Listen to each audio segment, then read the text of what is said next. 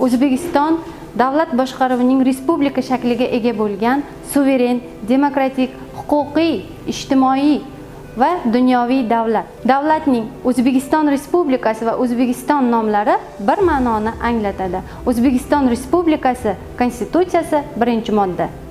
Davlat xalq irodasini ifoda etib, uning manfaatlariga xizmat qiladi. Davlat organlari va mansabdor shaxslar jamiyat va fuqarolar oldida mas'uldurlar. O'zbekiston Respublikasi Konstitutsiyasi 2-moddasi. Народ Узбекистана составляет граждане Республики Узбекистан вне зависимости от их национальности. Конституция Республики Узбекистан, 8 статья. O'zbekiston Respublikasi demokratiya umuminsoniy prinsiplarga asoslanadi.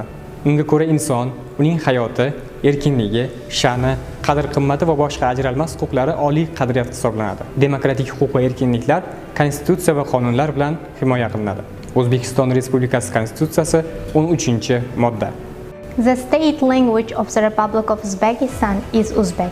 The Republic of Uzbekistan ensures a respectful attitude toward the languages, customs and traditions of all nationalities and ethnic groups living on its territory and create conditions necessary for the development.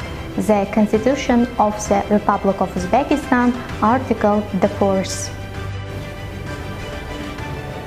Har kim qariganda, mehnat qobiliyatini yo'qotganda, ishsizlikda, shuningdek boquvchisini yo'qotganda va boshqa hollarda ijtimoiy ta'minot olish huquqiga ega. Qonunda belgilangan pensiyalar, nafaqalar va boshqa ijtimoiy yordamning miqdori rasman belgilangan eng kam iste'mol xarajatlaridan oz bo'lishi mumkin emas. O'zbekiston Respublikasi Konstitutsiyasi 46-modda.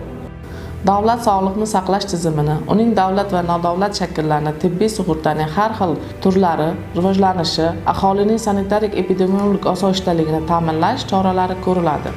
Davlat jismoniy tarbiya va sportni rivojlantirish, aholi o'rtasida sog'lom turmush tarzini shakllantirish uchun shart-sharoitlar yaratadi. O'zbekiston Respublikasi Konstitutsiyasi 48-modda.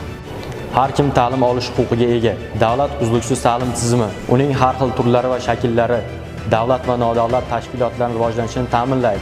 Davlat maktabgacha ta'lim va tarbiyani rivojlantirish uchun shart-sharoit yaratadi.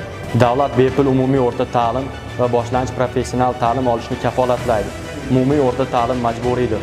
Maktabgacha ta'lim va tarbiya, umumiy o'rta ta'lim davlat nazoratidadir. Ta'lim tashkilotlarida alohida ta'lim ehtiyojlariga ega bo'lgan bolalar uchun inklyuziv ta'lim va tarbiya ta'minlanadi. O'zbekiston Respublikasi Konstitutsiyasining 50-moddasi.